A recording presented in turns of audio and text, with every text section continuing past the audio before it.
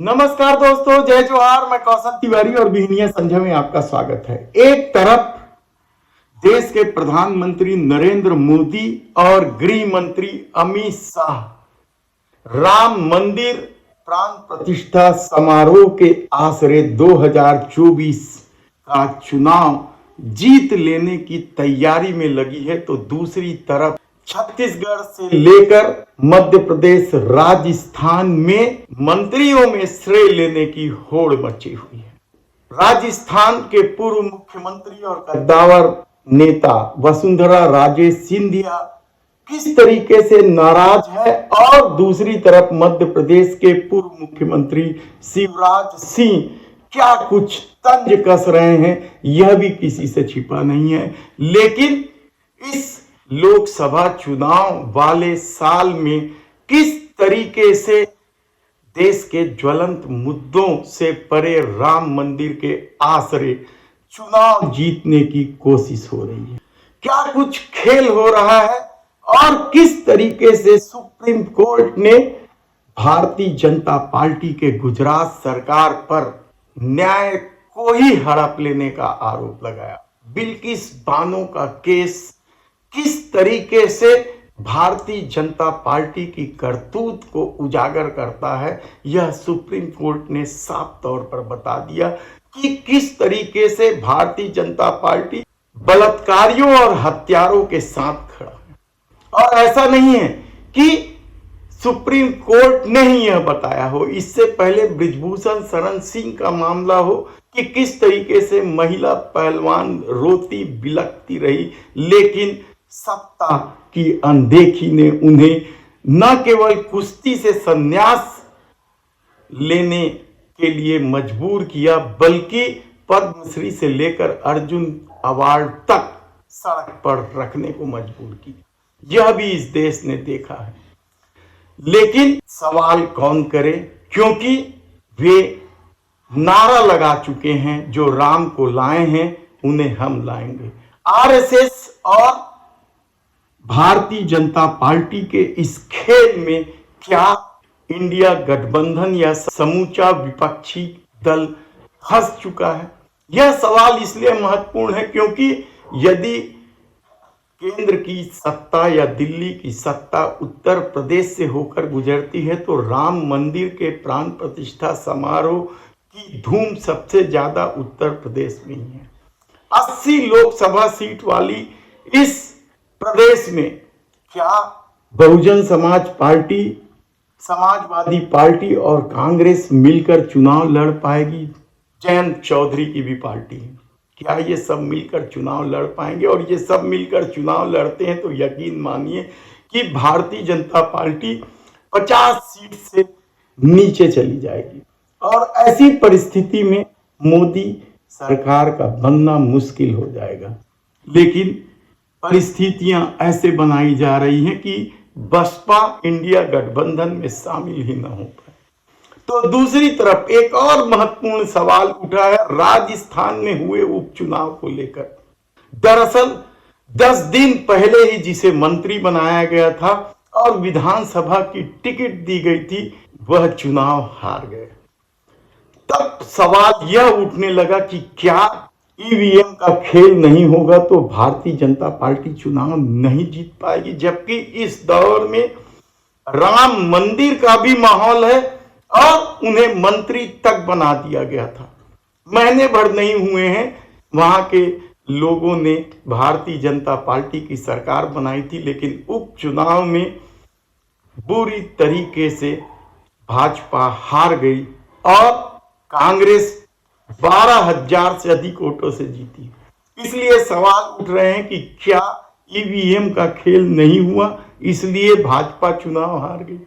यह बेहद ही महत्वपूर्ण सवाल है।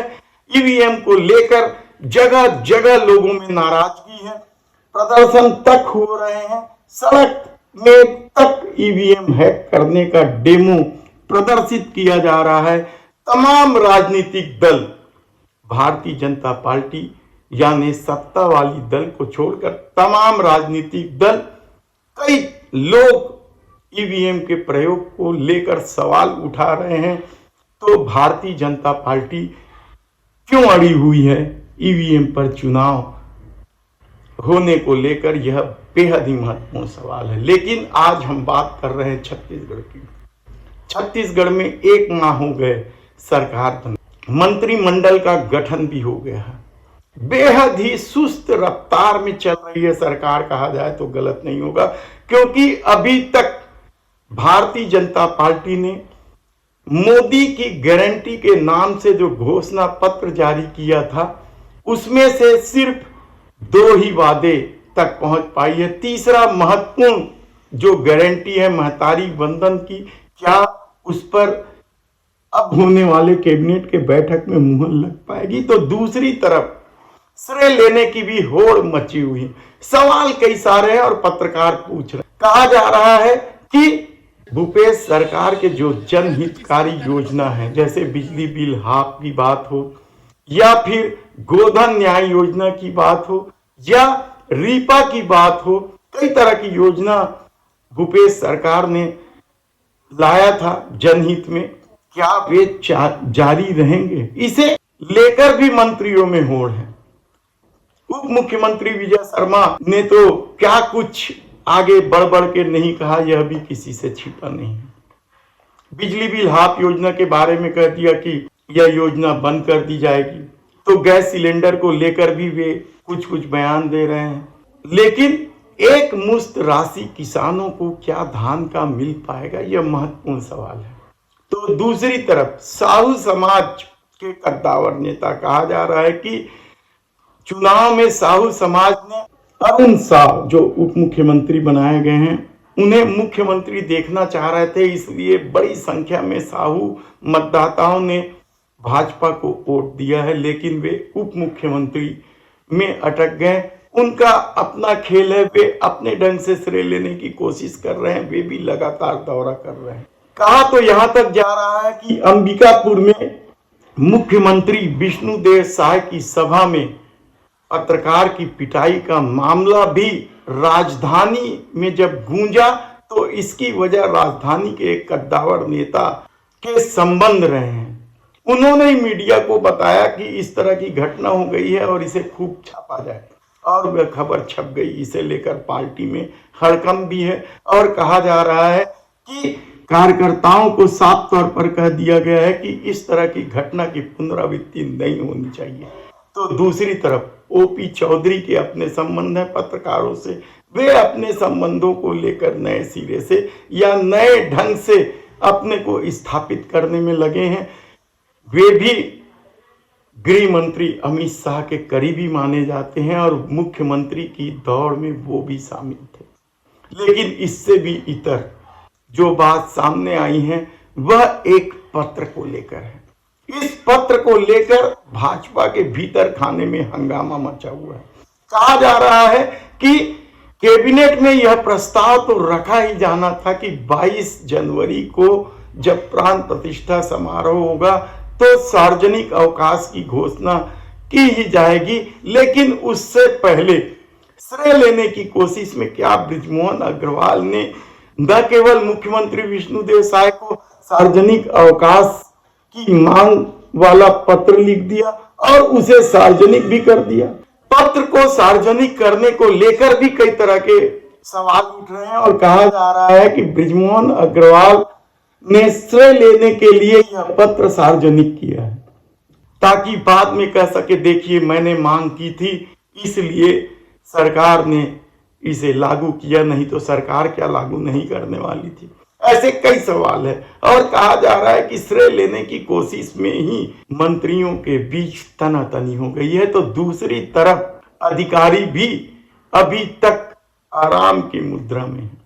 हालांकि भूपेश सरकार के कई करीबी अफसरों के पर कतरे गए हैं। वे कौन कौन से अफसर हैं जिन्हें किनारे करने की कोशिश की गई है, हम आपको फिर कभी विस्तार से बताएंगे और यह भी बताएंगे कि भूपेश सरकार में जो लूप लाइन में पड़े थे अफसर वे किस तरीके से ताकतवर हुए।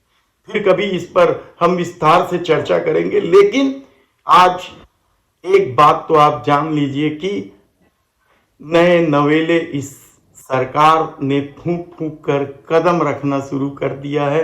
लेकिन कई मंत्री जो अपने को ज्यादा ताकतवर बनाने में लगे हैं, हर मामले में श्रेय लेने की कोशिश में लगे हैं, जिसकी वजह से सरकार की किरकिरी भी होने लगी है, कहा जाए तो गलत नहीं होगा। धन्यवाद।